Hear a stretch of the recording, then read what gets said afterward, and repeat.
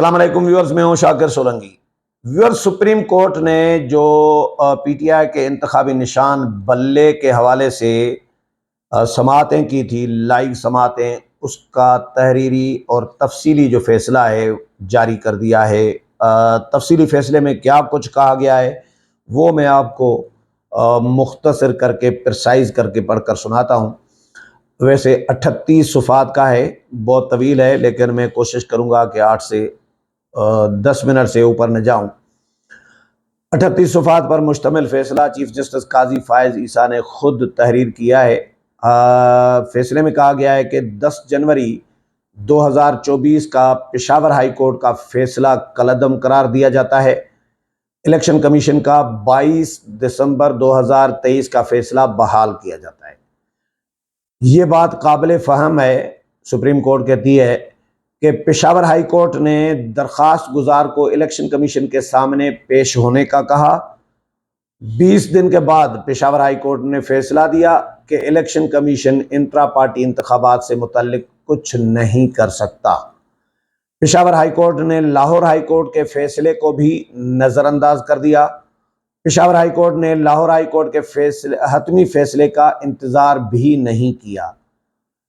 یہ ریمارکس میں بھی یہ ڈسکس ہوتے رہے ہیں، دلائل جو ہوئے ہیں، جو لائیو میں نے بھی رپورٹ کی ہے، وہ لائیو بھی چلی ہے۔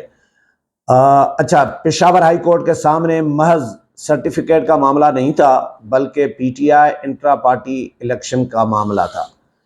اگر انٹرا پارٹی انتخابات ہوئے ہی نہیں تو سرٹیفکیٹ کے معاملے کو کیسے برقرار رکھا جا سکتا ہے؟ الیکشن کمیشن کا ایسے حالات میں مکمل اختیار ہے، سپریم کورٹ کہہ رہا ہے۔ پشاور ہائی کورٹ کا الیکشن کمیشن کے اختیارات میں مداخلت اختیارات سے تجاوز ہے۔ ہائی کورٹ کیسے الیکشن کمیشن کے 22 دسمبر کے فیصلے کو غیر قانونی قرار دے سکتا ہے؟ پشاور ہائی کورٹ نے فیصلے میں الیکشن کمیشن کو صرف سرٹیفکیٹ کے اجرا تک محدود رکھا۔ ہائی کورٹ نے الیکشن ایکٹ کے سیکشن 209(1) کو نظر انداز کیا۔ الیکشن ایکٹ کے مطابق انٹرا پارٹی الیکشن کے بعد ہی سرٹیفکیٹ کا معاملہ آتا ہے۔ برطانیہ میں انٹرا پارٹی انتخابات سے متعلق کوئی مخصوص قانون موجود نہیں ہے، لیکن اس کا مطلب یہ نہیں ہے کہ سیاسی جماعتیں وہاں پارٹی الیکشن نہیں کراتی۔ 2022 میں بورس جانسن وزارت عظمیٰ سے دستبردار ہوئے، لیکن اپنا جانشین مقرر نہیں کیا۔ یہ حوالے دیے ہیں برطانیہ اور امریکہ کے۔ ایلزبتھ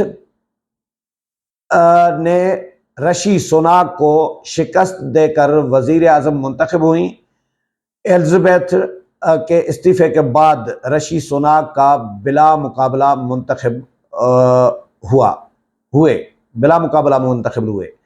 انٹرا پارٹی انتخابات میں ووٹ کا حق بھی عام انتخابات میں ووٹ ڈالنے کے حق کے برابر ہے۔ یہ سپریم کورٹ کا یہ تاریخی فیصلہ ہے، جس میں یہ 4 5 6 ایسی چیزیں ہیں جو کلیئر کر دی ہیں کہ الیکشن کمیشن کا اپنا ان حالات میں مکمل اختیار ہے۔ ہائی کورٹ الیکشن کمیشن کے اختیارات میں مداخلت نہیں کر سکتا، اور ہائی کورٹ نے درخواست گزار کو الیکشن کمیشن سے رجوع کرنے کا کہا تو پھر فیصلہ کیسے دے دیا؟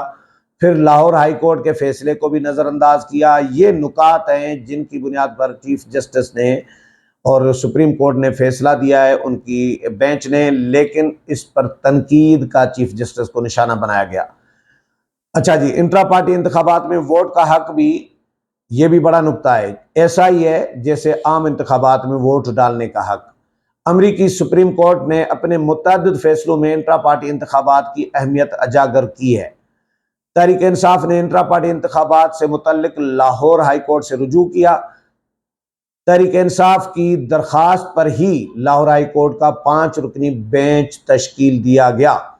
سپریم کورٹ میں یہ عیاں ہوا کہ لاہور ہائی کورٹ میں ابھی تک یہ معاملہ زیر التوا ہے۔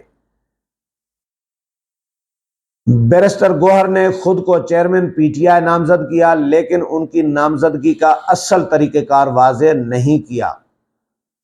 کوئی بھی فریق ایک کیس 2 مختلف عدالتوں میں نہیں لے جا سکتا۔ یہ بھی سپریم کورٹ نے ریمارکس میں بھی کہا تھا۔ ضابطۂ دیوانی کا سیکشن 10 ایک معاملہ دو مختلف عدالتوں میں لے جانے کی ممانعت کرتا ہے۔ ضابطۂ دیوانی کا سیکشن 10 ہے، اس کے تحت کوئی بھی معاملہ دو مختلف عدالتوں میں نہیں لے جا سکتے، اور وہ عدالتیں ہوں بھی برابر۔ چلو سپریم کورٹ اور ہائی کورٹ کا ہوتا معاملہ کہ پہلے ہائی کورٹ چلے گئے پھر سپریم کورٹ چلے گئے تو یہ کہانی پھر اور ہو جاتی، لیکن یہ تو دونوں برابر کی ہائی کورٹیں تھیں۔ لاہور ہائی کورٹ بھی ہائی کورٹ ہے، پشاور ہائی کورٹ بھی ہائی کورٹ ہے، تو ایک ہی معاملہ دو عدالتوں میں نہیں لے جا سکتے، یہ قانون ہے۔ اگر ایک کیس ایک عدالت میں ہو تو دوسری عدالت اس کیس پر کارروائی جاری نہیں رکھ سکتی۔ یہ بھی دونوں عدالتوں کے لیے ڈیسائیڈ ہو گیا سپریم کورٹ کی طرف سے کہ ایک معاملہ ایک عدالت میں اگر زیر سماعت ہے تو وہی معاملہ دوسری عدالت وہ ڈسکس نہیں کر سکتی، نہیں سن سکتی۔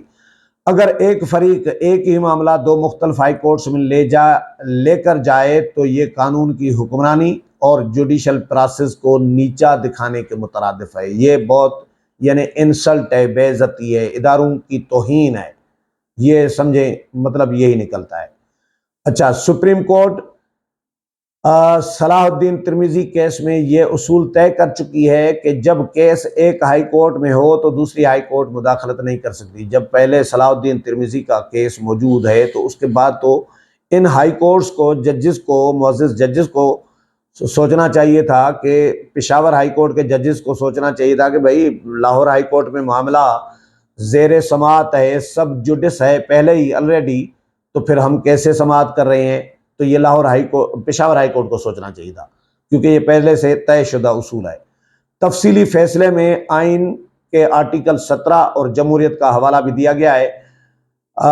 جمہوریت اس مقدمے کی بنیاد ہے، فیصلے میں کہا گیا ہے جمہوریت کی بنیاد کے سبب ہی پاکستان وجود میں آیا ہے۔ ہر آئینی دستاویز سے جمہوری سوچ کو برتری ملتی ہے۔ قرارداد مقاصد ہر آئین میں دیباچے کا حصہ ہے۔ قرارداد مقاصد آئین کے دیباچے کا حصہ ہوتی ہے، ہر آئین کے دیباچے کا حصہ ہوتی ہے۔ آئین پاکستان 12 اپریل 1973 کو بنا جو 14 اگست 1973 کو لاگو ہوا۔ آئین کے دیباچے میں لکھا ہوا ہے کہ ریاستی امور اس کے منتخب کردہ نمائندے ہی چلائیں گے۔ آئین کے اس دیباچے کو اہمیت حاصل ہے انٹرا پارٹی انتخابات کے بغیر، یہ بہت بڑا جملہ ہے ویورز، کہ سپریم کورٹ کہتی ہے کہ انٹرا پارٹی انتخابات کے بغیر کسی سیاسی جماعت کا کوئی وجود نہیں ہے۔ انٹرا پارٹی انتخابات کے بغیر جماعت کا اپنے ممبران سے تعلق ختم ہو جاتا ہے۔ یہ بہت بڑے جملے ہیں دو۔ ہم اس کیس میں صرف یہ دیکھ رہے ہیں کہ تحریک انصاف کے انٹرا پارٹی انتخابات ہوئے یا نہیں۔ ہم اس گہرائی میں نہیں جا رہے کہ انٹرا پارٹی انتخابات کیسے ہوئے۔ یہ ہے تفصیلی فیصلہ سپریم کورٹ نے جو آج جاری کیا ہے۔ اگلے پروگرام میں پھر ملاقات ہوگی، تب تک اجازت چاہتا ہوں۔ اللہ حافظ۔